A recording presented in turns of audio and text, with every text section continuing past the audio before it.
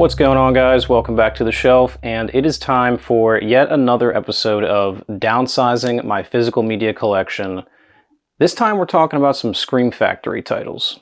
For a bit of context, I'm someone who got into Scream Factory in a big way back in like 2019, 2020. Pretty much anything that had a Scream Factory logo on the spine, I was willing to buy just based on that logo alone. And as a result, I've wound up with 12 titles here that we're going to talk about that I no longer want to own. I don't really need them anymore.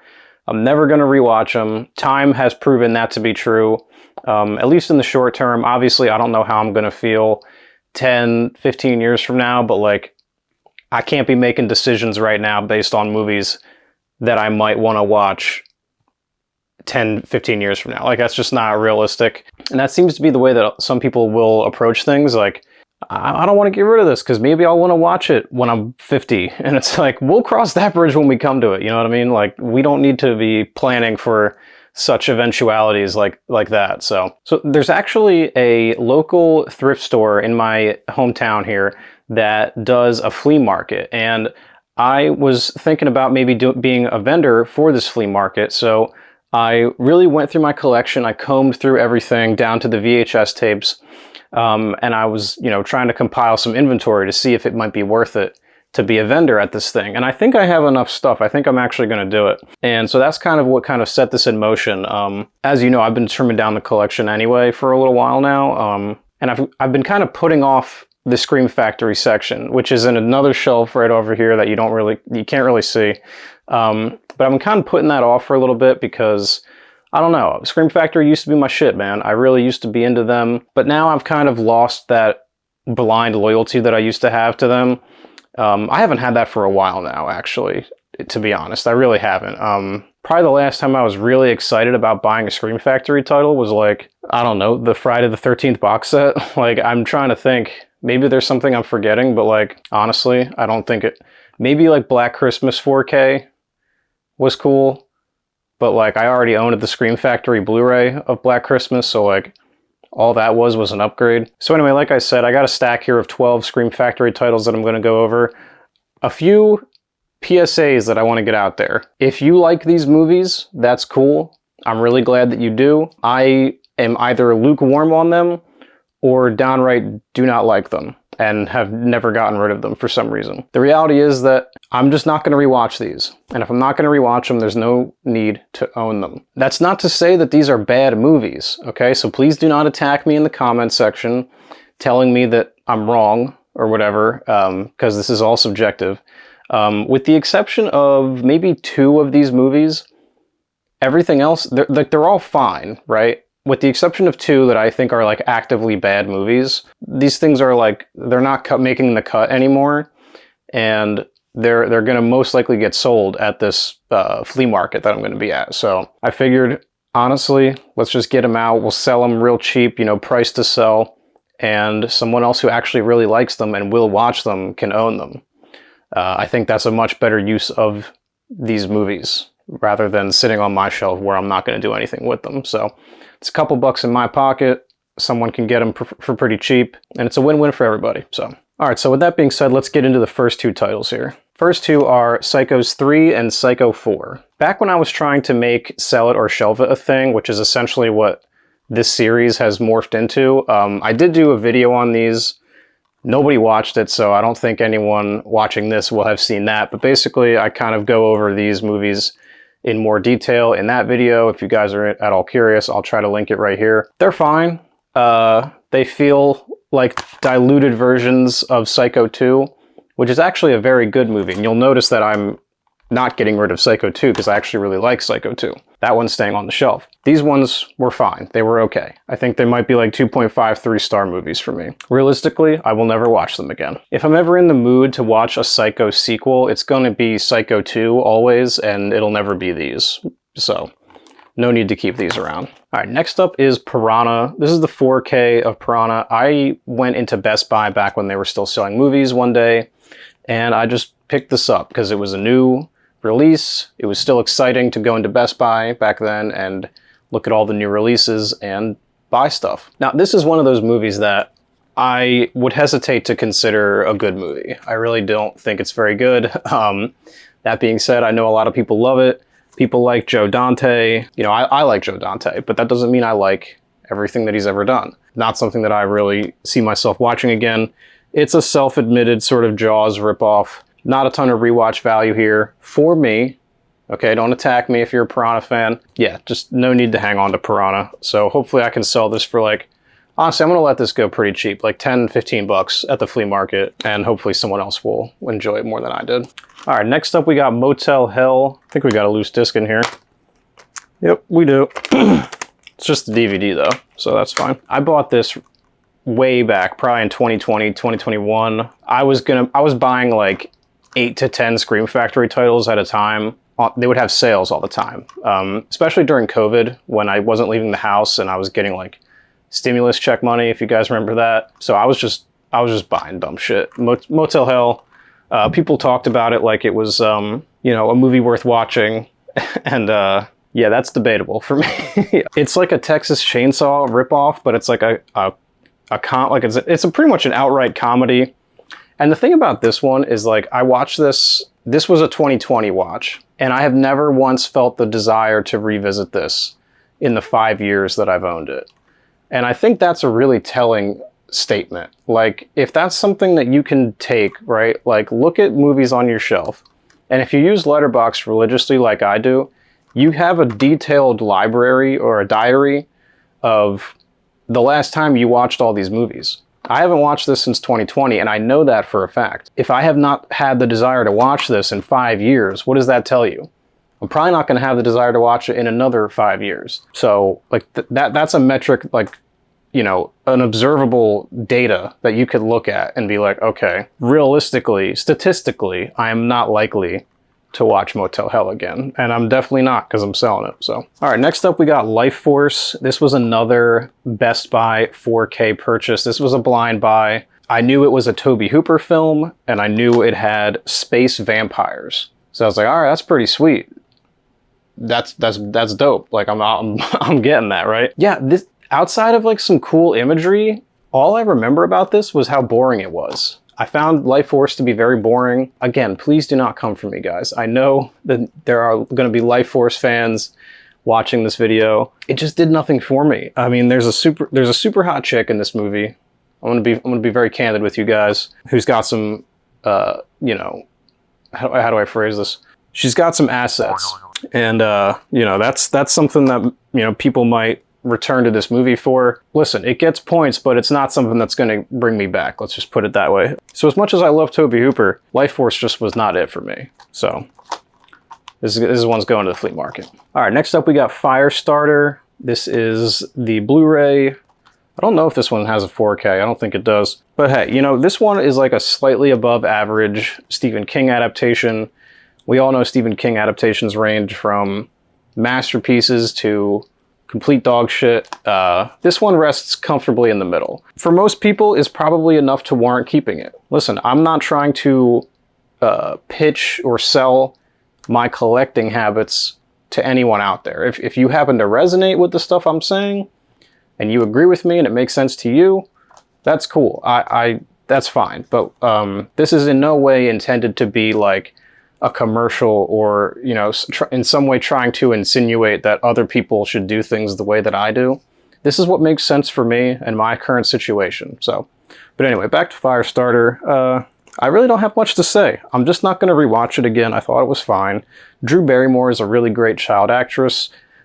She really makes the movie. She carries it. Oh, also George C. Scott is in this. He plays like a really crazy villain. So that's, you know, probably worth seeing. But like, this is like a rental. Like, if I had the choice, like, let's say when I first discovered this, right? I'm pretty sure I saw this in like a Walmart or something. If in that moment I could somehow go back in time and be like, hey, Mark, before you buy that, maybe just rent it first. And if you still really want to own it after that, you know, go for it. You know, that's something that I'm really going to push more going forward. And I am going to actually have a video coming out soon where I'm going to talk more about that whole thing, about, you know, streaming things first before you buy them. This is a rental. This is a stream.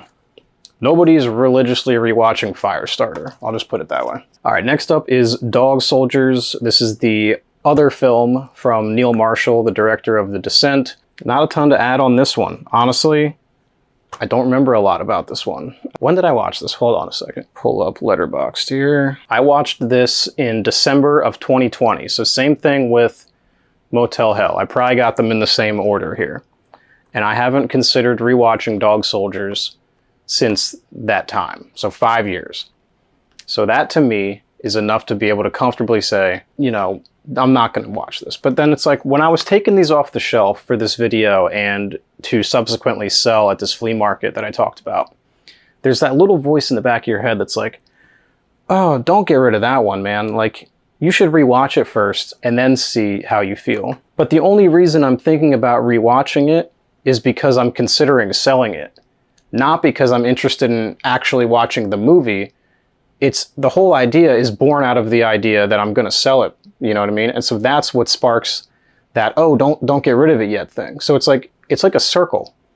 And I don't think it really makes any sense. So it's like, you got to push through that initial feeling of maybe watch it first before you make the decision, watch it again before you make the final decision. But it's backwards. You know what I mean? It's like, you should want to watch it organically and not because you're going to get rid of it. You know what I'm saying? So Dog Soldiers is out of here. All right, next up we got Cobra. This is a Stallone movie. Not really a horror film. It's more like a crime cop thriller with like some horror elements. I remember thinking this one was fine. You know, and that's really, I feel like a broken record because I don't have a ton of unique things to add here when I'm talking about these films, but it's like, that's the reality, is that all of these movies are just fine. And for me, just fine is not cutting it anymore. I want my whole collection to be all killer and no filler. And, you know, Cobra was a cool movie, and I actually could see myself wanting to rewatch this again one day, but it's such a minute, like, it's a very small chance. Like, I'm probably gonna go to a dozen other Stallone films before I wind up landing on Cobra. So the flea market's not till, you know, late October. So there's a chance that I might go back and rewatch some of these before I make the decision to sell them, just to have that peace of mind and really, you know, be able to stand firm in my decisions and feel that much more vindicated. So yeah, maybe I'll give some of these a chance, one more chance, and watch them again. And I've got some time to do it, so I don't feel rushed. But, you know, one way or the other, more than likely, Cobra and all these other movies that I mentioned are going bye-bye. So, all right, so at the top of this video, I said that there was a couple of these movies that I thought were outright bad. Cherry Falls is definitely one of them. You know, this one stars the late Brittany Murphy, and from what I remember, she's pretty good in it. I don't remember, when did I watch this one? Hold on a second. Yeah, I watched this one in 2021. And so this is a slasher movie where the slasher villain only kills virgins. And so all the teenagers of this town are kind of incentivized to like go out and lose their virginity, which is kind of a cool idea. You know, it's kind of meta. It's a little bit playing on like the Scream, you know, subtext where, you know, people who have sex will die. So this is sort of the opposite of that, where as long as you're not a virgin, you're good. Yeah, I remember this one just kind of being like actively bad. It's a little too goofy for me. So maybe I'll rewatch this one in October just to kind of have a laugh. But like, that's about all this movie is good for, is just kind of having a laugh. You know, sometimes it's fun to watch a bad horror movie. I think all horror fans will agree that, you know, not everything has to be Hereditary. Like, there's a lot of value in just watching like a sort of a dumb horror film. And, you know, Cherry Falls could be that for, you know, some people, but yeah, I don't know. I'm good. All right, next up we got Body Bags. This is a John Carpenter anthology film. I think he also directed this with Tobe Hooper. Okay, so it was him and Tobe Hooper collaborating on this. So yeah, this was one that I heard about early on when I was getting real heavy into Scream Factory. And I was like, oh, an anthology film with John Carpenter and Tobe Hooper? You got Mark Hamill in here. I actually don't think I liked hardly any of the segments here. I think it's only 3 segments, and the only one I remember actually liking is the beginning one, the gas station. Then there's one called Hair, where this dude, his like hair is like coming to life and killing people. It's honestly very stupid. And then you got Mark Hamill playing a baseball player who loses an eye, and then he gets another eye in a surgery, and it's like a haunted eye. I don't know. It's very stupid. Yeah, so this is early 90s. John Carpenter had begun to lose his fastball by this point.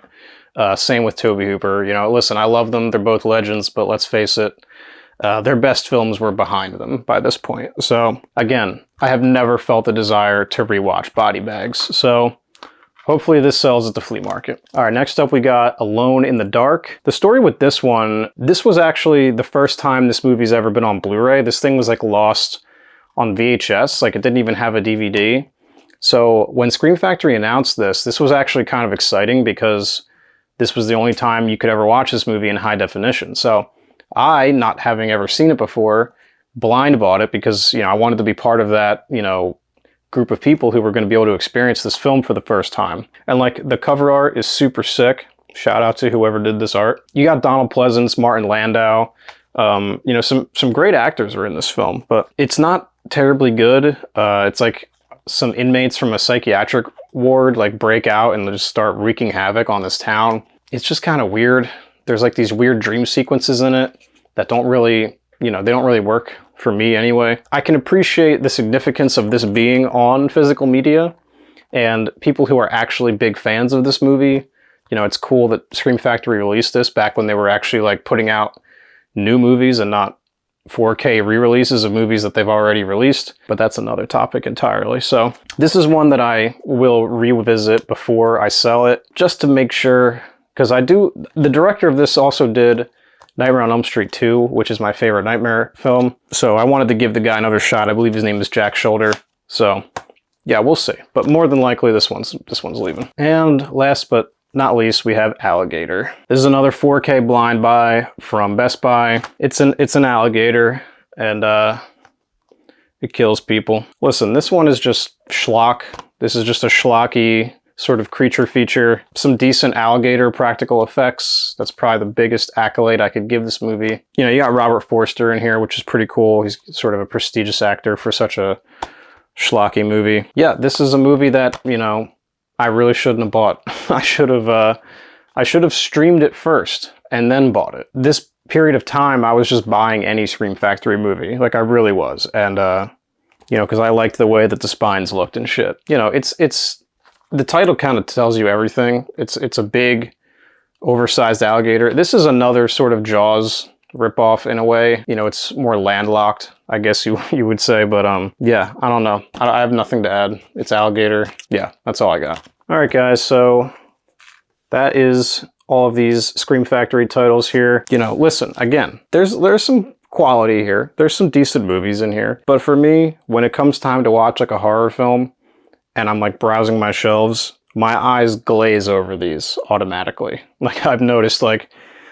I don't even consider them as an option. You know, a part of my brain will be like, yeah, you know, maybe it'd be cool to revisit that one day and see what you think about it. You're not going to, though, and we both know that. You know, my brain and I will communicate and be like, yeah, well, if we're being honest, you're never going to watch Dog Soldiers again. You're just not going to. I'm glad to be getting rid of these. Hopefully I can sell them to someone who will appreciate them more. All right, guys. Well, that is this episode of Downsizing my physical media collection. Hopefully you guys enjoyed it. Hopefully I didn't ruffle too many feathers. Let me know what you think about these movies. If you think any of them in particular I should give another chance to. We got some time. You know, these won't be going out until late October, so there's a chance that some of these might make the cut and find their way back on the shelf. It's doubtful, but I'm willing to be persuaded if you feel so inclined. So obviously no pressure, no need to feel obligated to do so, but you know, if you feel passionately about some of these movies, I'd be willing to hear you out. So in worst case, we can just agree on the fact that these are not great movies and that I probably shouldn't have bought them. So you know, and then best case, this was entertaining for some people out there. So yeah, appreciate you guys watching. Make sure you like the video, subscribe if you haven't. We talk about new movies, old movies, physical media, and horror in general. So with all that being said, guys, please take care and watch more movies.